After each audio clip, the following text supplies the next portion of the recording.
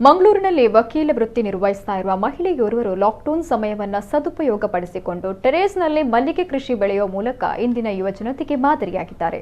ನಗರದ ಕೊಂಚಾಡಿಯ ದೇರೆಬೈಲ್ನ ನಿವಾಸಿಯಾಗಿರುವ ವಕೀಲೆ ಕಿರಣ ಎಂಬುವರು ಮಲ್ಲಿಗೆ ಕೃಷಿ ಬೆಳೆದ ಮಹಿಳೆ.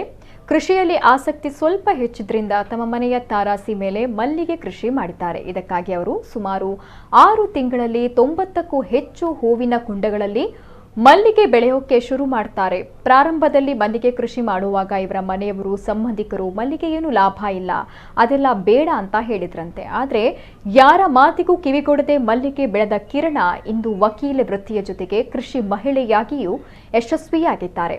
ತಂಗಿಯ ಈ ಕೆಲಸಕ್ಕೆ ಅವರ ಅಕ್ಕ ಕೂಡ ಕೈ ಜೋಡಿಸಿದ್ದಾರೆ. ಮಾಡೋದಕ್ಕೆ ಕೆಲಸ ಇಲ್ಲ, ಜೀವನ ನಡೆಸೋದು ಹೇಗೆ ಅಂತ ಸುಮ್ಮನೆ ಕೂರುವವರಿಗೆ ಕಿರಣ ಮಾದರಿಯಾಗಿದ್ದಾರೆ.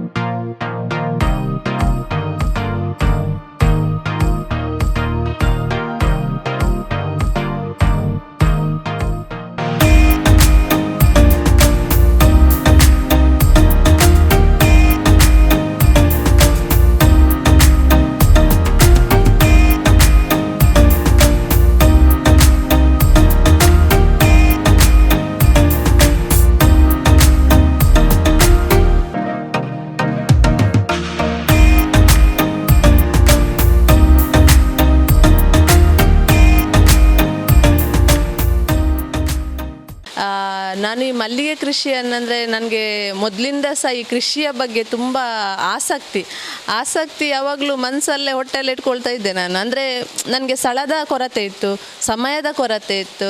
ಎಲ್ಲರೂ ಗಾರ್ಡನ್ ಎಲ್ಲ ನೋಡುವಾಗ ತುಂಬ ಆಸೆ ಆಗೋದು. ಅದಕ್ಕೆ ನಾನೇನು ಮಾಡಿ ಇದ್ದದ್ರಲ್ಲಿ ಏನಾದರೂ ಮಾಡಲಿಕ್ಕೆ ಆಗ್ತದ ಅಂತ ಚಿಂತನೆ ಮಾಡ್ತಾ ಇರುವ ಆ ಟೈಮಲ್ಲಿ ಲಾಕ್ಡೌನ್ ಬಂತು. ಲಾಕ್ಡೌನ್ ಅಂತ ಟೈಮ್ ನಮ್ಮ ಪ್ರೊಫೆಷನ್ಗೆ ಇಷ್ಟು ಲಾಂಗ್ ಟರ್ಮ್ ರಜೆ ಎಲ್ಲ ಸಿಗೋದಿಲ್ಲ. ಸೊ ನಾನು ಮೊದಲೇ ಹೇಳಿದಾಗೆ ಸಮಯದ ಕೊರತೆ ಇತ್ತು ಅಂತ ಅದೇ ಕಾರಣಕ್ಕೆ ನಾನು ಹೇಳ್ತಾ ಇರೋದು. ಆಗ ನನಗೆ ಈ ಲಾಕ್ಡೌನ್ ಒಂದು ತುಂಬ ಲಾಂಗ್ ಪೀರಿಯಡ್ ರಜೆ ಸಿಕ್ಕಿದಾಗ ನಾನು ಏನು ಅಂದ್ಕೊಂಡೆ ಅಂದರೆ, ಈಗ ನನ್ನ ಮನಸ್ಸಲ್ಲಿರುವ ಇಚ್ಛೆಯನ್ನು ಈಡೇರಿಸುವಂಥ ಕಾಲ ಬಂದಿದೆ ಅಂತ ಅಂದ್ಕೊಂಡು ಈ ಟೈಮನ್ನು ವೇಸ್ಟ್ ಮಾಡದೆ ನಾನು ನರ್ಸರಿಗೆ ಹೋದೆ, ಏನು ಕೃಷಿ ಮಾಡೋದು ಅಂತ. ಹಾಗೆ ಕೃಷಿಯ ಬಗ್ಗೆ ಚಿಂತನೆ ಮಾಡುವಾಗ ನನಗೆ ಅಲ್ಲಿ ಏನಾಯ್ತು ಅಂದರೆ, ಅಲ್ಲಿ ಇದಿತ್ತು ಏನಂದರೆ ತುಂಬ ಮಲ್ಲಿಗೆ ಗಿಡ ಇತ್ತು. ನಾನು ಏನು ಗಿಡ ಎಲ್ಲ ತರೋದಿದೆ ಸಹ ಸಹ್ಯಾದ್ರಿ ನರ್ಸರಿಗೆ ನಾನು ಹೋಗೋದು. ಅದರಲ್ಲಿ ನನಗೆ 3 ತಿಂಗಳಾಗುವಾಗ ಹೂವು ಬರಲಿಕ್ಕೆ ಸ್ಟಾರ್ಟ್ ಆಯಿತು. ಹೂವು ಬರಲಿಕ್ಕೆ ಸ್ಟಾರ್ಟ್ ಆಗುವಾಗ ಅದು ನಾನು ಯೂಟ್ಯೂಬಲ್ಲಿ ನೋಡಿದ್ದೆ. ಅದರ ಫಸಲು ತೆಗಿಬಾರ್ದು ಅಂತ, ಹೂವನ್ನು ಚಿವುಟಬೇಕು ಅಂತ. ಹೊಟ್ಟೆ ಉರಿತಾ ಇತ್ತು ಹೂವಾಗುವಾಗ, ಚಿವುಟುವಾಗ. ಅದನ್ನು ಚಿವುಟಿ ಹಾಕಿದ್ದೆ. ಚಿವುಟಿ ಹಾಕುವಾಗ ಮತ್ತೆ 2 ದಿವಸ ಬಿಟ್ಟರೆ ಅಲ್ಲಿಂದ ಹೆಗ್ಗೆ ಹೊಡಿತಾ ಇತ್ತು. ಗಿಡ ಎಲ್ಲ ಬುಷ್ ಟೈಪ್ ಆಗ್ತಾಯಿತ್ತು. ಬುಷ್ ಆದಮೇಲೆ ಅದನ್ನು ಪ್ರೋಮಿಂಗ್ ಮಾಡ್ತಾ ಇದ್ದೆ ನಾನು. ಹಾಗೆ ಗಿಡವನ್ನು ಯಾವಾಗಲೂ ತುಂಬ ಎತ್ತರ ಆಗಲಿಕ್ಕೆ ಬಿಡಬಾರ್ದು. ಅದರಲ್ಲಿ ಕೇರೆ ಬಳ್ಳಿ ಎಲ್ಲ ಬಂದರೆ ಆವಾಗ ಕಟ್ ಮಾಡ್ತಾ ಇರಬೇಕು.